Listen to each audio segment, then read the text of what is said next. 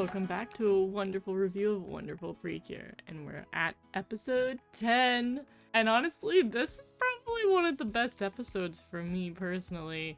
But without further ado, let's just get right into it. Pretty Holic is now thinking about getting new merchandise, and Mayu's mom is like, Mayu, why don't you design it? Why don't you give me some creative ideas? That's kind of our baseline explanation for what's going on. And of course, we have another moment where Yuki narrowly tries to escape the huggening, only to fail. Very relatable, very perfect. And we actually get some payoff to things that we've established thus far in the series, with Mayu getting sucked into her work while in class, teacher ultimately calling on her, Iroha trying to help her out, as well as the whole bit with Komugi.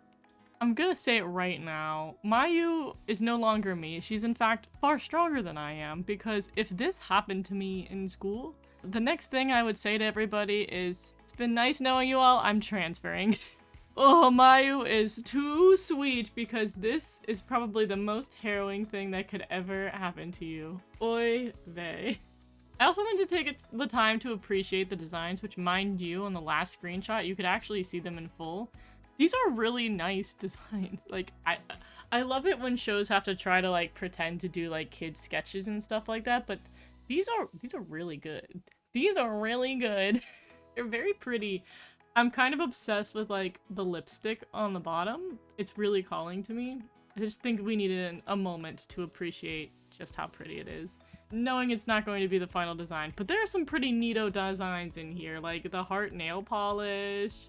Just the box is cute. It's kind of a generic box, but that's cute. I can't really quite see. I don't know if I can get a good screenshot of what was going on in the bottom left, but something neat there. The necklace and earrings on the right, and then the swan perfume I think was also adorable. It's pretty. I did want to point this out here because maybe I'm crazy, but is he painting concrete? Are we painting concrete? Is that do we just paint concrete? He's just painting concrete color.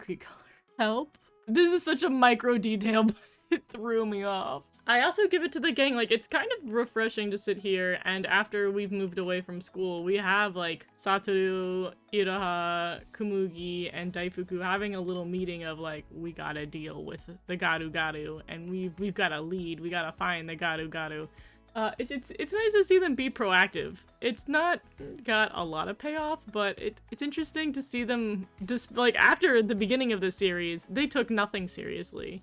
Now they're having little, like, meetings, getting ready to deal with stuff. I like that. And it also sounds like they're gonna do that next episode, which is pretty cool. We also get the whole scene with Mud Komugi, which is kind of hilarious. And also, she was running to under the bridge, which I believe is where the egg was. So she was on, like, she just happened to run into both mud and a soccer ball, but girl found it. She was going the right direction. Her sense of smell is good. Her sense of intelligence, less so. And then we kind of go into the backstory of Mayu and Yuki, and this is where I think the episode just got so good. I also am glad because for the most part with a lot of Komugi and Iroha thus far, it's just been like flashback images.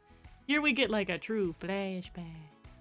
We actually really get to see Yuki and Mayu and have a whole, pretty much most of the episode dedicated to the two of them interacting. I also don't know if that's done intentionally and that we will actually get more about Komugi. Who knows?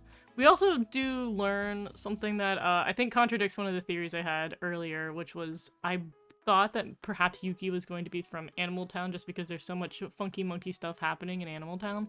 But it seems that she's just off in some kind of like very rural village, a very, very old village too. Hime no Mizawa vibes, if you know, you know.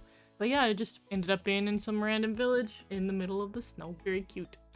Seeing this image absolutely destroyed me. Her just kind of like living under the house, trying to just stay warm. Oh my god. Like my Beebins. She was also a little baby stray. Ooh. And then the hat where she's like, my mom knit me this hat, but I'm gonna leave it for you. And then Yuki using it. It was really cute. It's so adorable. I'm gonna be talking like this the entire time if I go into too much depth about this, but it's just really cute. I'm trying to give the hat back. It was really cute. It was really adorable. And then Mayu being like, I don't want to because I don't want to say goodbye and it hurts too much. And then Yuki being like, no, I want to go with you. Oh my god, it was just such a good episode.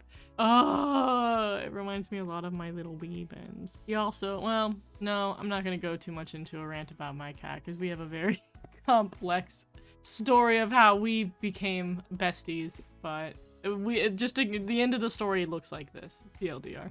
This, though, is inaccurate. This is not, like, this is some funky monkey things happening if your cat is behaving this way when you give it a bath. Like, Yuki's like, this is the time of thy life. She's lying. This is a lie right here. I put my cat in, like, a centimeter of water, and she will scream as if I have tried to hurt her. This is inaccurate, but it's nice to see that she's a white little kitty afterwards. Back at it for our, like, world's goofiest, silliest monster episode. Especially since they basically, like, low-key, they just reused their, designs for the Tanuki one. And they're like, well, it's a raccoon this time. And I was like, okay, I guess they're gonna pull the whole, like, Tanukis are the legendary, mythical whatevers, but this is a raccoon, the real deal. Imagine, I guess it's just gonna be akin to, like, how we had a horse episode, and then perhaps maybe in the future there could be something like, I don't know, a unicorn episode. And they're like, it's not a horse, it's a unicorn, because it's got a horn. But yeah, we have a raccoon, and boy howdy did they hear me call out Satoru, because he went all in on the factoids this episode. There's a lot about raccoons that I just genuinely didn't know there were misconceptions about. Like, I was learning about all the wrong things. Like, this whole, like, raccoons don't actually like water. They hate getting clean. They just catch fish in the river. And I was like, I knew none of this information. And now I guess I suppose I now have this information. This is one of those moments where I'm like, yep, I'm definitely not a kid from Japan.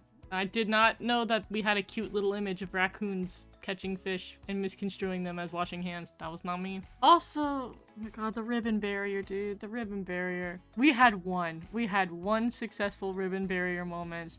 And it's so impractical as a barrier that the raccoon can just tear it apart. He can completely untie the bow, which props to the writer for being a little goofy silly for that. It's something. I do appreciate them being like, well, do it again. Do it again, and then use it to, like, throw the raccoon. And then mid-throw, I guess we purified him, because he was just, like, flinging in the air at the end there. A choice. An approach. Definitely a goofy, silly battle, which I give it to it because I feel like the last few episodes, the goofy, silly battles have not really been doing anything.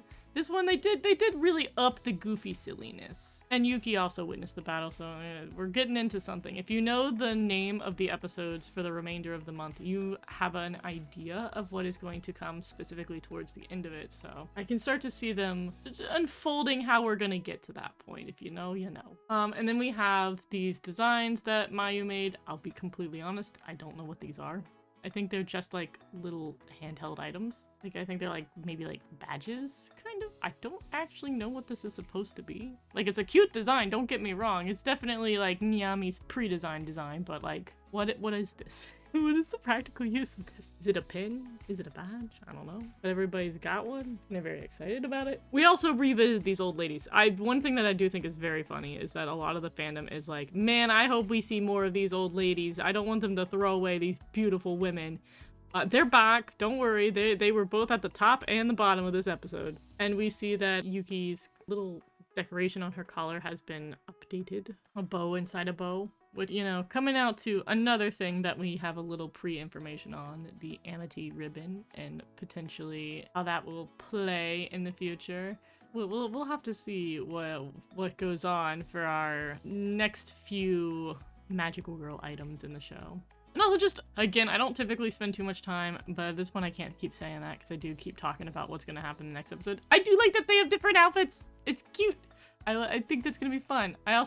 There's so much about the next episode that comes off as foreboding, and they don't actually show what the garu is of next episode quite yet.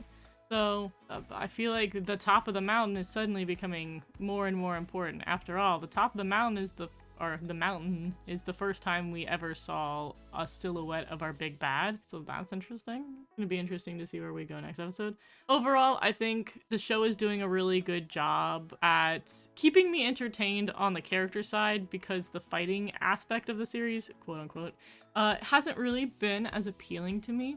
But I think they've done a really good job thus far with the characters. I think they've come out very strong. And again, something that I just wanted to kind of reiterate that I appreciate that the series has done, because it's something I felt like other seasons have like had a bit of struggle balancing, is just making the team feel like all the characters are relatively present in the story, as well as still being able to have focus on him. Every character feels like independently they're a character. It also feels like it's really beginning to establish relationships between each of the characters as well. They make sure that each character comments on a separate one, like Komugi mentioned when Mayu was running away. She's like, oh, does she want to race? And then Satoru cutting in being like, that is not what she was trying to do. Or the fact that Komugi also interacted with Mayu being like, oh, your drawings are so cute, I want to do that too in the middle of class. So having these just interpersonal relationships is very nice. And at the end of the day, like, I would say some of the weakest seasons for me in terms of characters have been the ones that have the bigger groups, especially the seasons that cap out at like 6. And technically speaking, we have 6 characters that are part of the main group. Not all of them are cures, or going to be cures, maybe. But between, like, the 3 humans and their 3 pets, it just feels like we've got a pretty, like, robust team, and it feels like they all kind of have their moments, with Daifuku being the weakest thus far, but I do think in the future of the series, at the very least, at some point, Daifuku is likely going to get the ability to talk or be translated more frequently, so he'll be more and more of a character. But for the most part, I really like the vibe that's been going on, and I feel like it feels like the day-to-day life of the characters has consistently been entertaining. And I know that we had a slew of episodes that were all directed by the lead writer for this. This episode, I believe, was actually directed by the same guy who did Licorice Recoil, which at first I was like, we're changing up the writers, it's still gonna be good, and it was. It was a beautiful episode, and I'm really hoping to keep that going in the future. But that's about it for today. I